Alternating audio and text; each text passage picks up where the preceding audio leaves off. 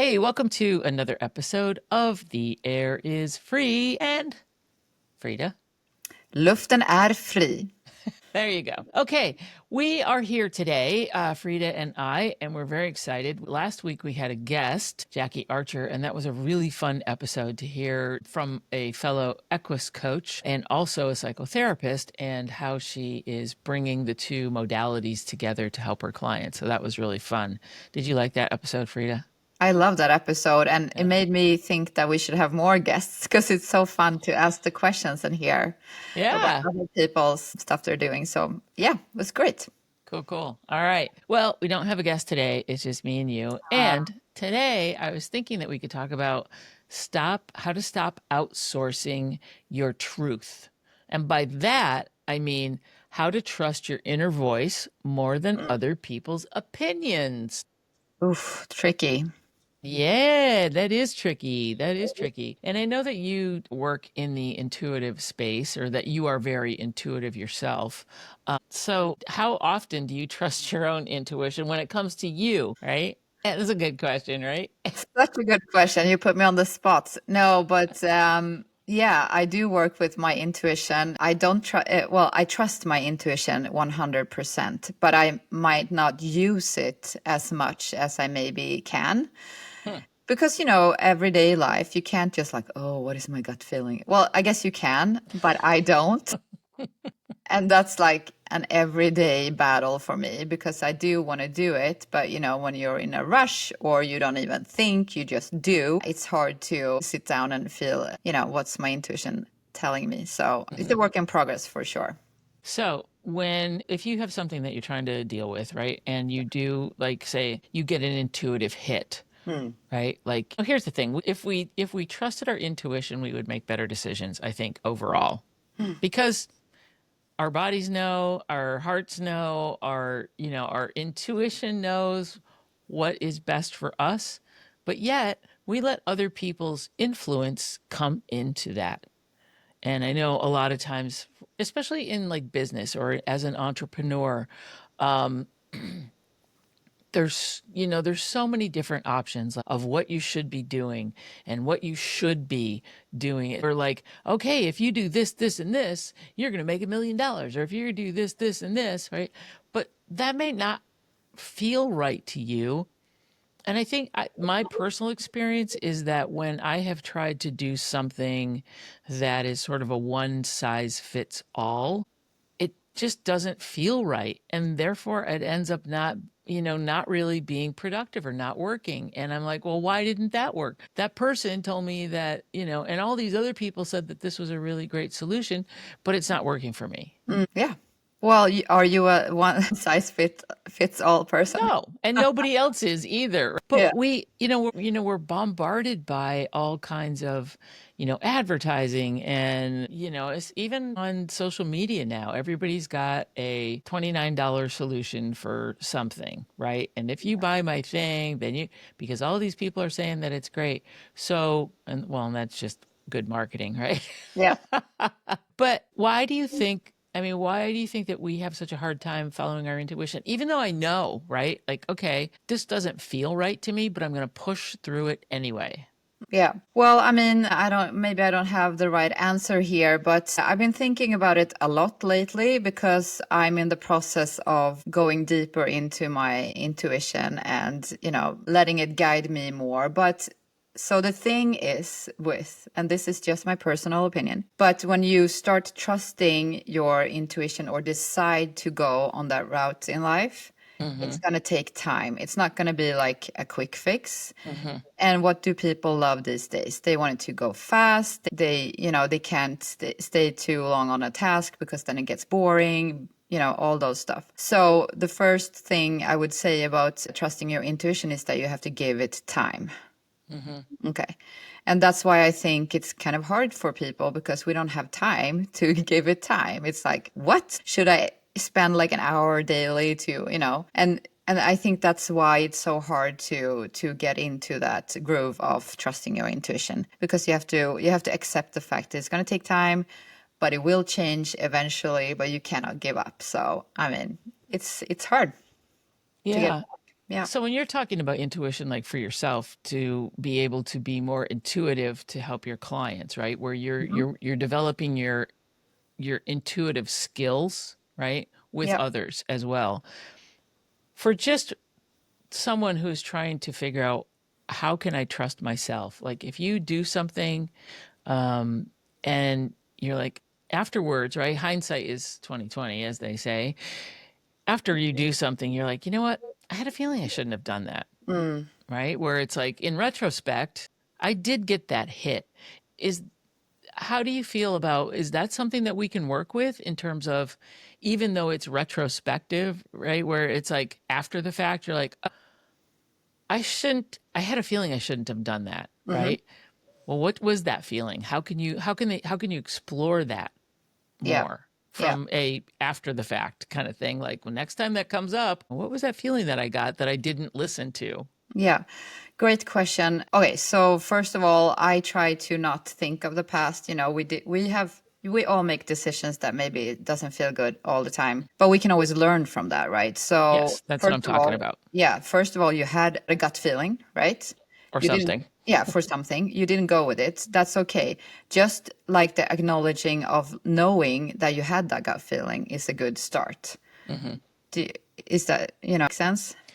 Yes, and I would add, what that felt like. Hmm. What was that? What was that intuitive hit?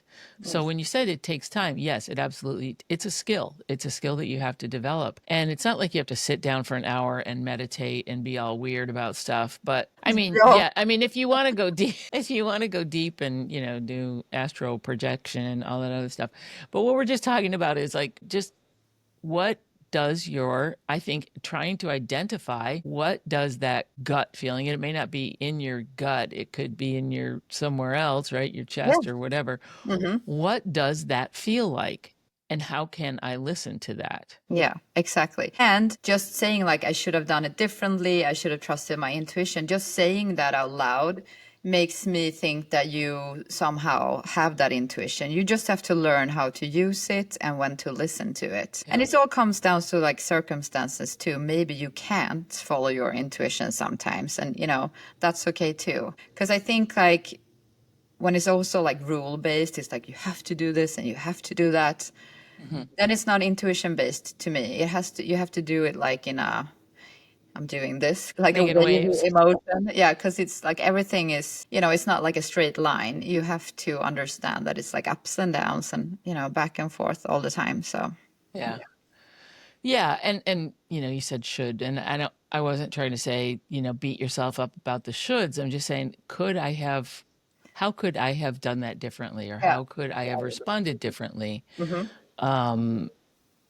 I think that is, being a little bit more aware and being a little bit more observational, like when confronted with something. And I think just being, once again, I always kind of go back to building awareness and being consciously aware Mm. rather than just moving forward without thinking with your heart or thinking with your body and not your mind. Yeah, that sounds Does great. that ring true to you? It does. I love to hear that you follow your heart more than, yeah. And I think also, I don't know about you, Sue, but it feels like you want to make sure everyone else around you are happy with your decisions, right? Me personally? Yeah. No, not necessarily anymore. Okay. But like outside influence, like doing something because other people are doing it, Mm-hmm. or doing something because someone tells you, or, the advertising tells you that it's the right thing to do. And if it doesn't fit with your personality, the way you do things, if you're into human design, if it doesn't match your human design, like, for example, if we want to talk about human design, I'm a projector. I don't have my own energy. So, therefore, I have to wait to be invited into things. If I try and push something like in a salesy way or in a way that I'm trying to force something or not force, but, in a, I'm the one initiating something, then Mm-hmm. that doesn't work for me because it doesn't feel comfortable. Mm. But if I can be present and provide value and just be, you know, do what I do and be who I am, then the invitations come to me. Does that make sense? Yeah. So it's kind of like trusting trusting myself to be like, okay, no, just be patient and, do what you're supposed to be doing. And Yeah. But how long did it take you to get there? I'm not there 100%. It's a lot. Yeah, it's a journey for sure. And it just starts out with the tiniest little, like if you go to the refrigerator and you're like, I'm going to have that second ice cream, actually, even the first ice cream, and your stomach may be a little gurgly. And as you're reaching for it, think like, is this, what am I, should I be doing it? Is this not should? Don't be saying should. Does this feel good to me? If I have this second ice cream, am I going to feel good about that? Yeah. No, you're probably not. And then put the ice cream back. I mean, it can be simple things like that. Like, okay, I'm about to do this thing. And like I said, it could be just something really simple. Could just be starting out with picking an outfit or something, right? Yeah. I don't know. Yeah. Starting small and then you can, accelerate once you move along. Yeah. Sorry, I got stuck on that ice cream. I always take that second ice cream and like whatever, I can walk 20 more minutes tomorrow. Because it makes Well, it good that's true. to have that ice cream. But That's yeah, why I used to cycle a lot. I don't cycle as much anymore, so it's like put the ice cream back. But there's certain things that like I know, like I don't feel good. I should. I don't feel good when I eat this certain thing, Yeah. but I eat it anyway. Yeah. Like I eat it and it tastes pretty good going down, but then later I'm like, oh, that was a gut bomb. I didn't, my body knew that Hmm. was not a good choice. Yeah. Okay. So So, that's what the retrospective kind of information comes in and say, okay, yeah. next time you're confronted with whether to have the salad or the burger and fries, Yeah. think about how each one's going to make you feel. Right. And then also, if you have the time, you can always like do a little list. I love my lists, but it's like, okay, pros and cons. And then you just have to make a choice. And whatever choice you Ice make, cream, not ice cream. yeah, because, I really need whatever comes up. And then it's like, just accept the fact that you're making that choice. Because I think like we also like the whole thing with this cycle is like, if we always look back and like, I could have done it differently. Yes, I could have, but now I made a choice of doing it like this. I have to just like be okay with that too.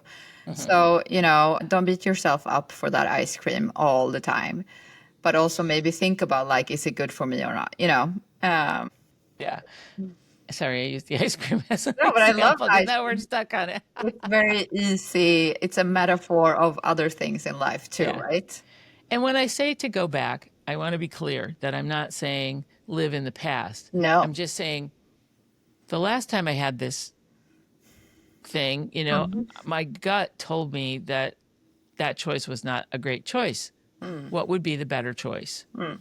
Not beating yourself up for saying, oh, you should have done that, blah, blah, blah, blah. That's not what I'm talking about. I'm talking about like, how can you say, what was my intuition trying to tell me? Yes. Was I getting a hit of, from my intuition? And if I was, what was it trying to tell me? Mm.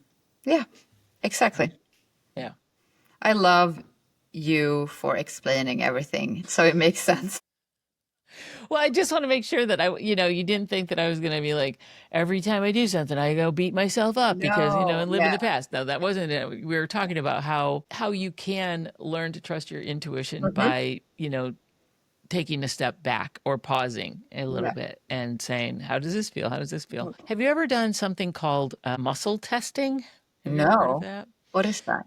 So it's a kind of an interesting way that your body reacts to certain things. Like, for example, if you can ask a yes or no question with muscle testing, Google it. Wait, And maybe if I can find an article Frank, about it. What's that? what is happening, Frank? Can you hold on one second? He's crying. So with muscle testing, let's say you hold your arm out straight and another person is pressing down on the top of your hand, for example. And they say, ask you a question.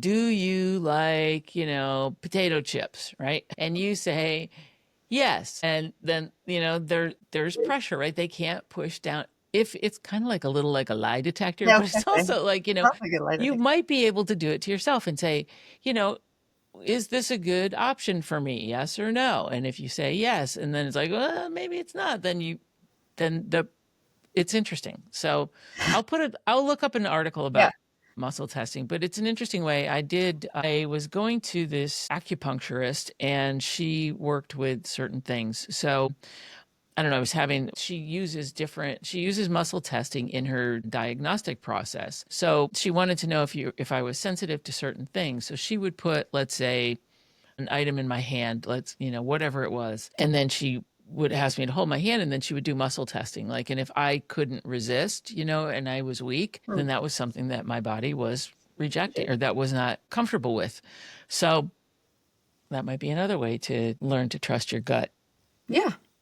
I like that. I've never tried it before, but it does sounds like a good example how to, yeah, because it's also like you have to trust your body too. You can't just like, you have to learn how to maybe not disconnect your mind, but maybe not think so much. So yeah, that's a great exercise. It's once again, get back into the feels, right? What feels right, not what I know, not what I think I know, not what somebody else is telling me. It's like, how does this feel for me? And if it doesn't feel right, if you've had an invitation to go someplace and initially maybe you said yes, and then when it comes right down to it, you're like, no, I don't, this doesn't feel right to me. I don't want to, right? Yeah. And trusting my gut. So Yeah. there you have it. Anything else you want to add, Frida? No, that was easy. Now we know. Let's go out and do this. So, a couple of takeaways to be able to start to trust your intuition is, once again, just take a moment. If you have to make a decision, even if it's about the ice cream in the freezer, think about it and then go into your body. What is my body telling me? Is my body saying, yeah, that'll be great. I need X, 8,000 more calories. That'd be awesome. And if you go ahead and you make a decision and then your body is reacting in a certain way, like it doesn't feel great, you're like, okay, that's good information. It's not, don't beat yourself up. It's just information that, you're getting some feedback from your body that said, hey, I was giving you some information initially. You chose not to take it. And now I'm giving you some more information. So start, collecting data, collecting information, and eventually you can start to put the pieces together. I mean, for me, this is what I've had to do. And I, start putting the pieces together like, okay, all right, let me feel about that, not think about it. Let me feel about that and see how it feels. Okay. And I'm okay saying no. I mean, all these things that we've been talking about over the past few weeks are, all related, right? The shoulds, the being able to say no because you're trusting your intuition that it doesn't feel right to you, all of these things. So Yeah. there you go. What would you like to add, Frida? I mean, there's nothing else to add. You said it so perfectly. But yeah, I no, I can just chime in and say like, listen to. Oh my God, I sound like a broken record when I say listen to your body, but it's the key. Like it is the key. So many times it's just like, let me just feel into this, and you don't have to say it out loud. You can just like, I'm gonna feel into this for a second, Yeah. and then there's your answer. Yeah. Take a deep breath. What are you feeling? Now, here's the other thing. Of course, I can't not bring the horses into it. I was going to say, like, we forgot about the horses. Yeah, what would the horse do? So, horses are very instinctual. They are always, because they're prey animals and all of that other stuff, they are constantly taking in data, just like we are. It's how they process it, which is different than the way we do. So, if they take in data and their data that they're receiving, they're processing it, tells them they're not safe, they will leave. Yeah. Or they will act accordingly. So that's all they do is they process the data and then they act in accordance with the information that they're getting through all of their senses, right? If you walk into a house and you smell something that smells like it might be burning, do you just keep sniffing around the house or do you get the hell out of there? Right? So think about that. Think about how the horse would react to something, or think about how the horse makes decisions. The horse makes decisions not from their head. They make it from the heart, and they make it from their bodies. And whatever their body is telling them is the right thing, that's what they do. Be the horse.